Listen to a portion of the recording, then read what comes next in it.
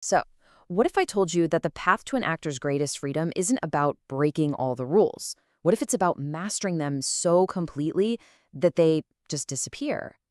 Today, we're going to dive into a 20 profound crisis in modern acting and explore a surprising solution from the director and philosopher Martin Gruber. He argues that the road to real, authentic artistic freedom isn't found in spite of form, but directly through it. Okay, so here's how we're going to break this down. First, we'll look at the problem that so many actors are facing today. Then, we'll see why the answer isn't just about learning more techniques. After that, we'll discover this amazing concept of the neutral body, see how it works through a beautiful old story, and finally, bring it all home to the central paradox, finding freedom through form. All right, let's get right into it with that first point, the actor's crisis. At the very heart of this problem is a deep, fundamental conflict in today's theater. Is the actor supposed to be this powerful creator, a demigod even? Or have they become just a servant, a tool for someone else's vision? This quote from Martin Gruber, wow, it just nails it. It gets right to the core of the issue. The traditional protections an actor once had, they're just eroding. It's leaving them in this state of profound vulnerability.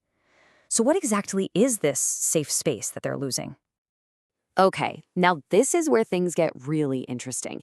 See, historically, an actor's job was to represent a character. The role itself was like a mask, a protective shield. But today, they're often being asked to be a performer, which means presenting their own private, authentic self on stage. Now, for an independent artist, that's a powerful choice. But for an actor working under a director, it's basically a command. It feels like freedom, but it's not. And that creates this huge, huge conflict. And this is the result, right? The actor's own personality, their private memories, their fears, their joys, it all becomes raw material for the director to use. They're no longer a collaborator, they're a servant. They're an instrument for another artist's expression. That safe space is gone, and they're left feeling totally exposed and artistically powerless. So, if you're an actor in this position, feeling stripped of your own agency, how do you get it back? Well, the answer isn't as simple as just learning more techniques or piling on more skills. It actually requires a huge shift in what we even mean by the word ability. Gruber makes this really critical distinction here between skills, or Fertigkeiten, and abilities, Fähigkeiten.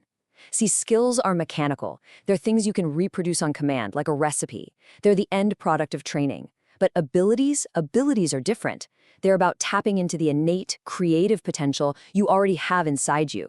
It's the starting point, not the finish line. This simple, powerful story, man, it just says it all, doesn't it? You can have all the technical knowledge, all the reproducible skills in the world, but if you don't tap into that deeper, embodied understanding, that innate ability, you're just going through the motions. It's like you've memorized the instruction manual for swimming, but you've completely forgotten how to actually swim. So all of this leads us to the real solution.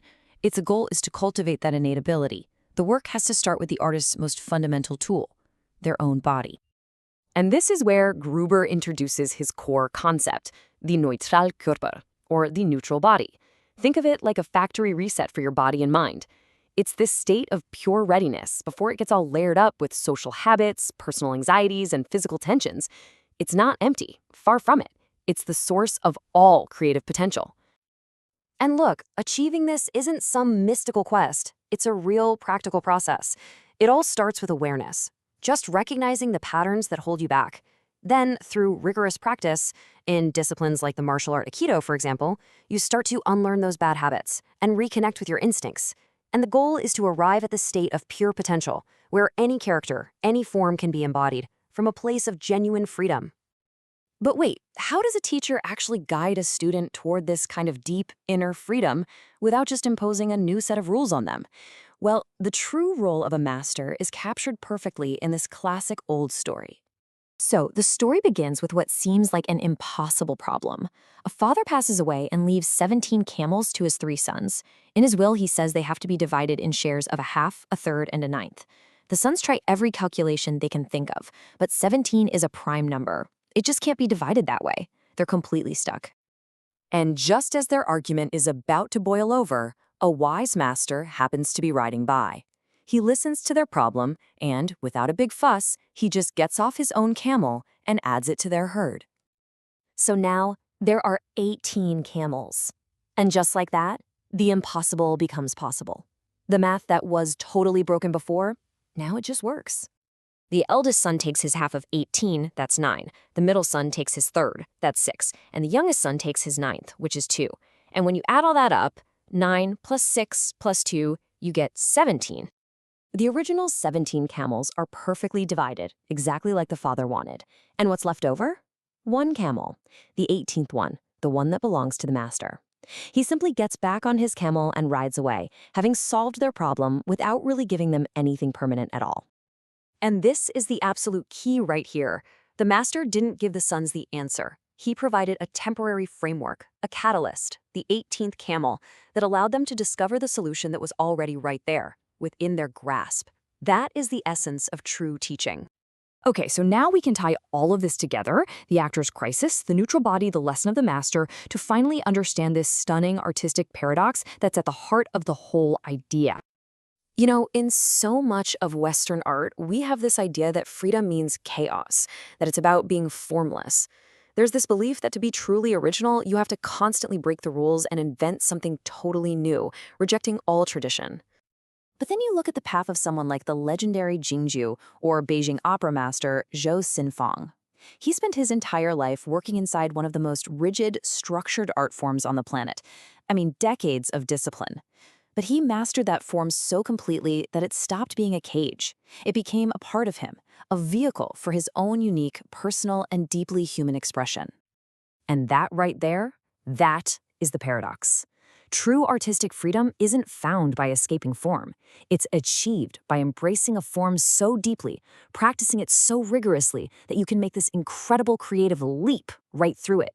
The discipline becomes so second nature that it basically disappears, leaving only the pure, free expression of the artist. And this all leaves us with a final, fascinating question about the artist who actually achieves this state. Once they've found this kind of freedom, what is their ultimate purpose? Are they like a shaman, a sort of ritual guide who safely explores these extreme human experiences for the rest of us? Or are they something else entirely, a kind of demigod whose playfulness and mastery lets them design and reveal entirely new worlds? The answer, I guess, lies in the art they create.